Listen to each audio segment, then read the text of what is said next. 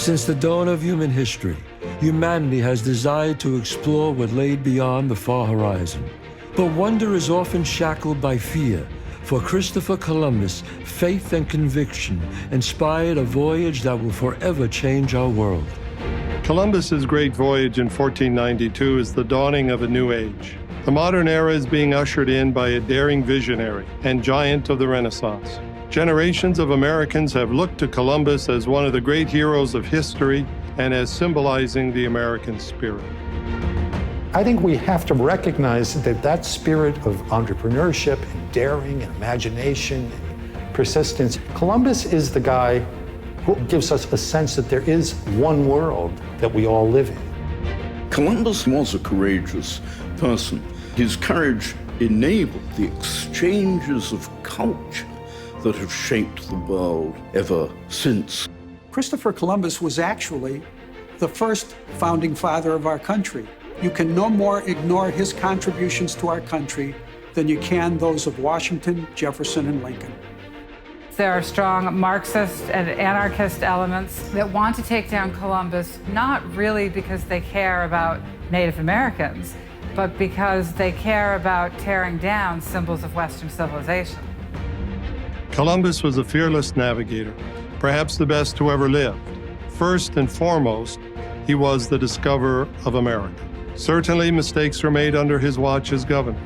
But now a radical, one-sided narrative says that Columbus represents all that is evil in the American experience. Simply put, that is false history. Judging Columbus from the perspective of ideology distorts both his motivations and his accomplishments.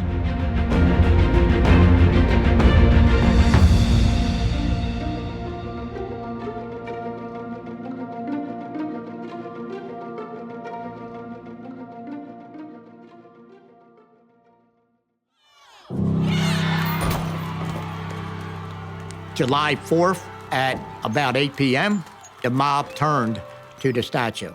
They brought it down, it fell, it broke in several pieces. They drug it over to where the harbor was, and they dumped it in the harbor. I'm a first-generation American. My Italian heritage means everything to me. Columbus Day was part of that heritage. And when the statue came down, I was devastated. I was angry. That's our heritage in the harbor. We hired a diver, a crane, a tractor trailer to haul the remains. So we're in the process of trying to restore the statue back to its original look, because that Columbus statue is a symbol that we can look up to and make us proud of not only being Italians, but being Americans in this country. Before it became the subject of protest and controversy, Christopher Columbus and his epic voyage in 1492 was seen as the first chapter in the birth of the United States. The term Columbia becomes the national personification of the 13 colonies. Hail Columbia is composed for George Washington's inauguration and remains the unofficial national anthem for more than a century. And for Catholic immigrants facing bigotry and persecution in 19th century America, Christopher Columbus stands as a beacon of hope that Catholics could be both good citizens and faithful Catholics. In the southern United States, Italian immigrants pour in following the aftermath of the Civil War. They rapidly replaced the labor of freed slaves on plantations. In New Orleans, many settle in the French Quarter, which becomes known as Little Sicily. Over 80% of the Italian immigrants came from southern Italy. They were dark-complected, and as a result, they were treated as people of color when they arrived in America. They were treated as not even citizens. They were called subhumans because of the color of their skin. On October 15, 1890, New Orleans Police Commissioner David Hennessy is shot and killed on a darkened street. There is no positive identification of the shooters, but public anger quickly turns against the Italian community. Local newspapers freely blame Dagos for the murder. Hundreds of Italians are rounded up and 19 men are ultimately charged with the murder. but a jury of their peers finds them not guilty.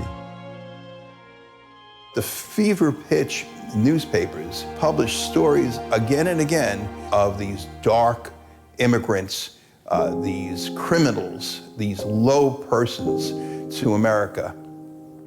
And eventually a mob came to the jail. 5,000 to 10,000 people. They came that next morning. They broke into the prison. They shot 9 of them, and the other 2 were hanged. One on a tree and one on a lamppost outside the prison. President Benjamin Harrison was one of the few public officials who was appalled by the lynchings. In an effort to help promote peace and understanding throughout the country, he called for a national observance of Columbus Day. In the wake of the lynching in New Orleans, for so many Italian Americans, the idea of our belonging here is in question. And Columbus was a wonderful spearhead for our people in establishing the idea that we've been with you from the very beginning.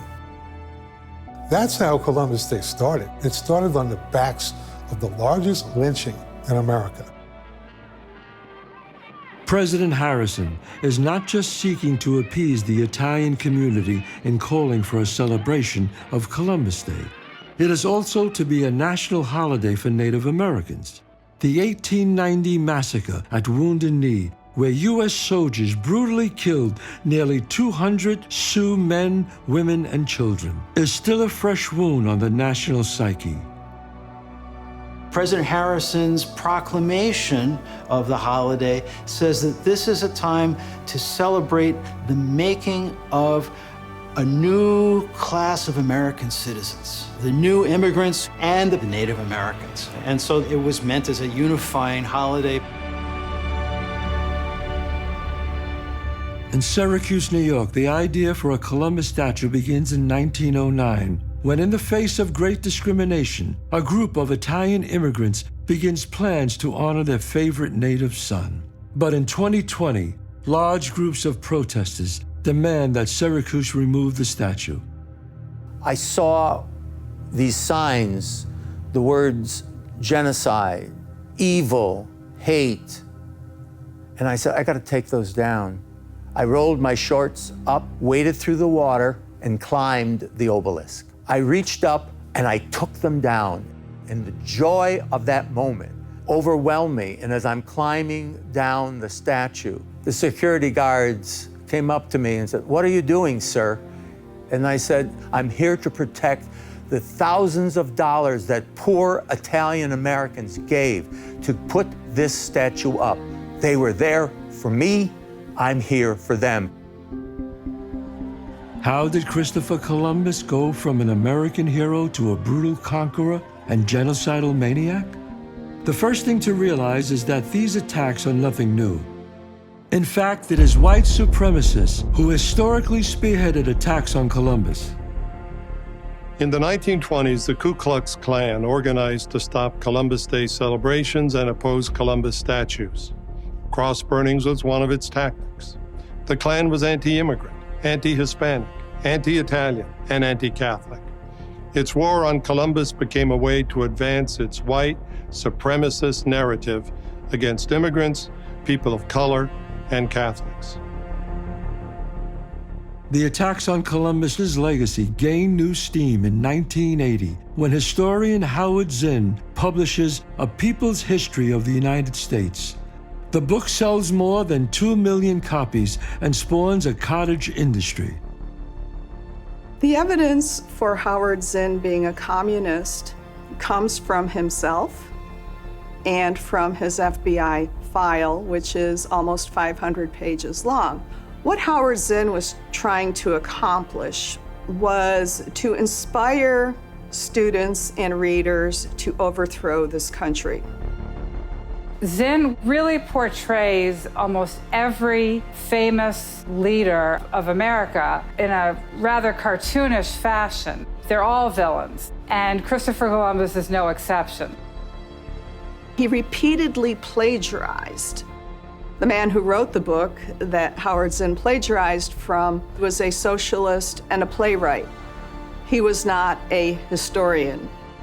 Howard Zinn took passages from Columbus's diary, but he left out, where he talks with affection about these native people, where he wants to bring them to the faith. He's doing this out of love. Those are all eliminated. And so you get these distorted passages taken out of context. Zinn's portrayal of Columbus as a ruthless conqueror guilty of genocide has helped transform how multiple generations of American students view their country and the legacy of Christopher Columbus.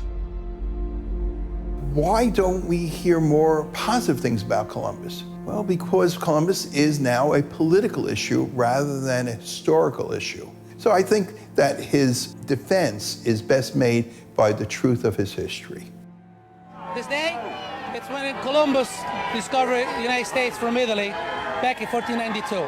And we're all proud to be Italian and American. The search for the real Columbus begins in 15th century Genoa, a republic now part of Italy. Columbus is born here in 1451 to a family of limited means. Genoa is a key merchant port filled with daring sailors and adventurers. Columbus first takes to the sea as a teenager. He sailed all the Mediterranean to Greece. He went all the way down the African coast. He probably made trips north as well to England, to Ireland. So he was an experienced sailor. Self-educated in astronomy, cartography, and navigation, Columbus settles in Lisbon, Portugal, and becomes consumed with a singular vision, a plan to find a faster and safer route to Asia by sailing west across the Atlantic.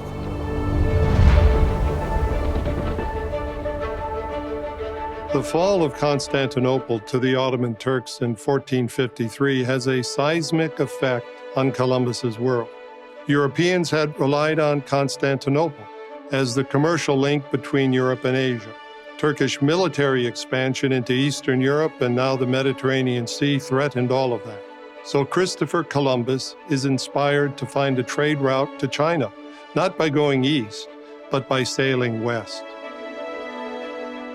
Columbus spent a long time in Lisbon, so it was logical that he would present his idea to the Portuguese king, which he did, but the king turned him down. So Columbus decided to go to Spain, and he spent something like 7 years trying to persuade Fernando and Isabel to back his voyage. In 1492, Spain has successfully completed its Reconquista and ended nearly 800 years of Moorish rule. This opens the door for Ferdinand and Isabella to finally approve Columbus's bold plan. He thought he was setting up a trading post by going to the Indies. But partly what he was also after was evangelizing, of preaching the gospel to all nations, as Jesus says in Matthew. On October 12th, after more than 2 months at sea, Columbus makes landfall in the present-day Bahamas, on a site he named San Salvador. For nearly 5 months, Columbus interacts with the native peoples and explores the Caribbean islands. During Columbus's first voyage, he treated the natives that he encountered with kindness, and the natives reciprocated. There was no violence on either side. I have a quotation. This is his view about the natives. He said, "I believe that in the world there are no better people or a better land. They love their neighbors as themselves. They have the sweetest speech in the world. They are gentle and always laughing." After the Santa Maria shipwrecks on Christmas Eve, 1492, friendly natives help rescue the Spaniards. Columbus develops a deep and enduring friendship with the local chief, Wakanagari. They exchange valuable gifts, and when Columbus returns to Spain, he leaves behind 39 men with clear instructions to treat the natives with kindness and gratitude. He took 6 natives back with him, and he said, and he wrote in his diary, more wanted to go, but he didn't have room. And so they get back to Spain. All 6 of them were baptized. Baptized people could not be enslaved. 2 of them decided to remain at court. One of them became Columbus's godson and traveled with him on his other voyages. And when Fernando and Isabel greeted him in Barcelona, they agreed to finance a second voyage. And the second voyage was a larger operation. It was designed for settlement. Columbus set sail for his second voyage on September 24, 1493, with 17 ships and about 1,200 men. When he lands in Hispaniola, he discovers that all the men he left behind have been killed, not by Chief Guacanagari, his ally and friend, but by a rival chieftain. When they arrive back at Hispaniola, they discover a gruesome sight. All of the men that he'd left behind were dead and on the beach or floating in the water. So the men that Isabella had sent over, they wanted to go and kill Guacanagari and his people. And Columbus said, absolutely not. And so he went and talked to Guacanagari and learned that they had gone against his orders, had gone to this other group, raping and murdering. And that group came and killed them all. And he believed Guacanagari. Columbus and his men also faced difficulties with the enemies of the Taínos, the violent Caribs whose cruelty towards the Spaniards and other tribes made peaceful relations increasingly difficult. On the first voyage, he met with the Taínos, the people that I came from. And everywhere that he went, everybody would run away. And he did not know why it happened. The Taínos were the victims of the Caribs. That's where the word Caribbean comes from. It also where the word cannibal comes from. They cannibalized entire islands. They killed people, they raped the woman, they were raiders. Look, the warfare that existed in the Caribbean existed prior to Columbus. There was torture, there was cannibalism, there was genocide. The Caribs, who were cannibals, were at war with the Taínos, the more peaceful people that he first encountered. And he gets drawn into this conflict. And so he does things that, repressing certain tribes that are warring with one another, but because he doesn't know what else to do. Columbus sends a letter to Ferdinand and Isabella proposing to enslave some of the Carib peoples who were causing such harm to his men and to the friendly Taínos.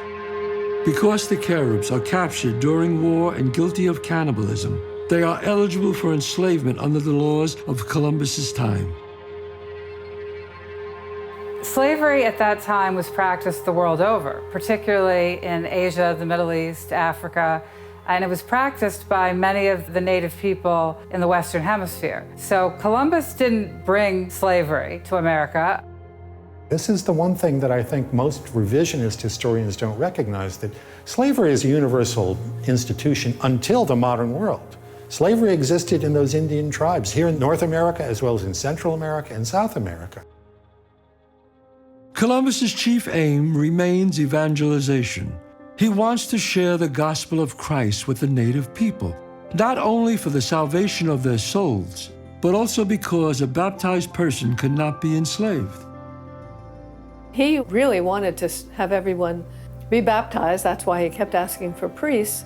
He was a believer, a very strong believer, and nobody knows this. He became a Franciscan when he returned to Spain after that horrible stuff, and it is said that he wore the robes for the rest of his life. Most of the settlers who joined Columbus on his third voyage are greedy men bent on making quick profits.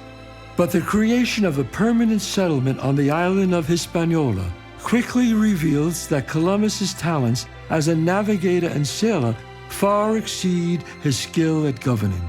He actually got himself into a lot of trouble because he would be indulgent both toward the Spaniards and toward the indigenous peoples. And then after he was indulgent, things would get out of hand, and then he would have to come in and rather forcefully set things in order again. And this created all kinds of problems. My reading of him is he basically was happiest when he was sailing. He was a great navigator. He wasn't anywhere near as good as a governor. Columbus refuses to allow Spanish settlers to take advantage of the natives and insists that everyone share in the labor, regardless of their social position. But the settlers resent Columbus as a Genoese foreigner and resist and exploit the natives at every opportunity. At the same time, Ferdinand and Isabella send Judge Francisco de Bobadilla to investigate complaints leveled against Columbus by discontent settlers. Columbus executes by hanging 7 of the Spanish rebels. When the new governor got there, he could see the men hanging from the trees. He knew something was wrong even before he got to shore.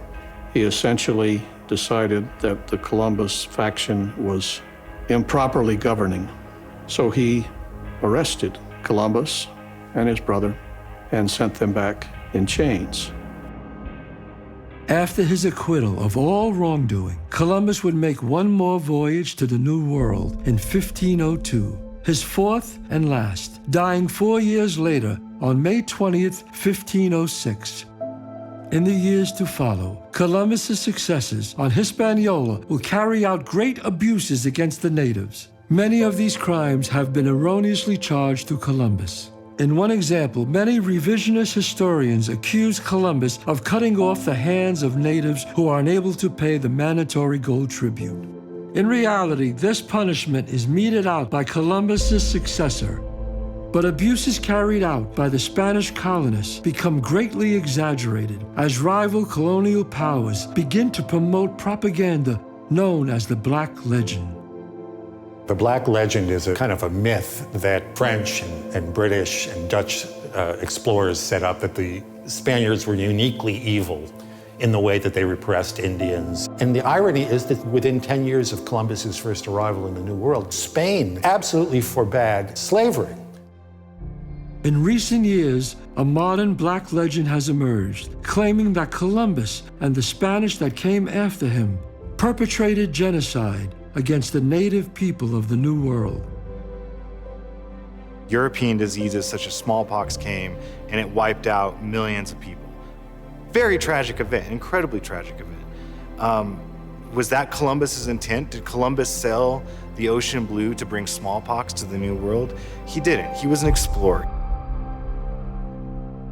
We should have an honest review of the work and legacy of Christopher Columbus.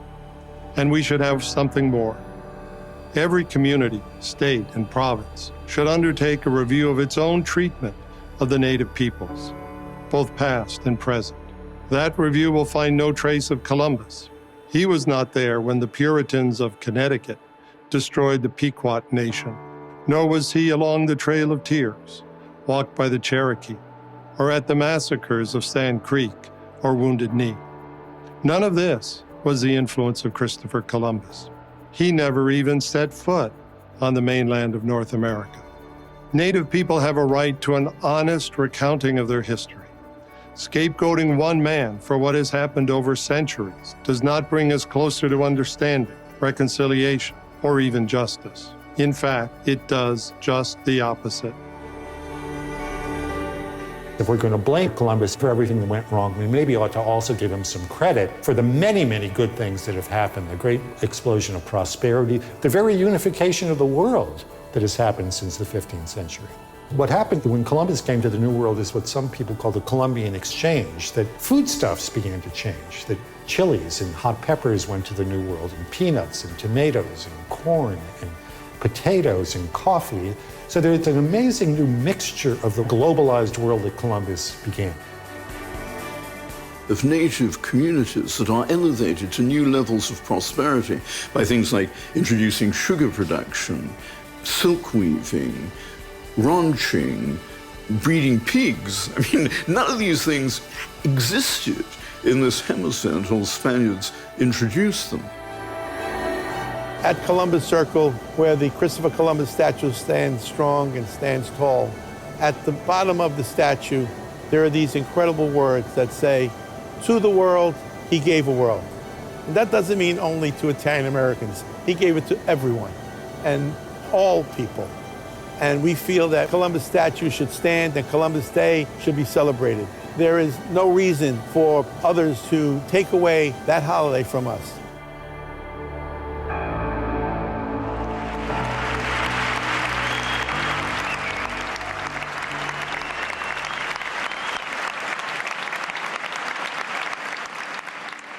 Al Cristoforo Colombo, che dicono che era dei vostri, mai si sa, ha fatto una sfida grande, ha avuto il coraggio. While meeting with young people in Genoa, Italy, Pope Francis encouraged them to have the virtue of a navigator, to face great challenges, and to show courage when they do. Then he pointed to the example of Christopher Columbus. In this same way, Columbus has been a model for generations of Americans, not because of the way he administered a territory, but because he had the courage to change the world. Columbus did not discover a perfect world, nor did he build one, but he opened up the possibility for those who came after him to create a better one. That is the promise and the responsibility of America, a nation that we must not allow to be defined by the mistakes of its past, but instead be defined by its continued progress in the pursuit of freedom and justice for all.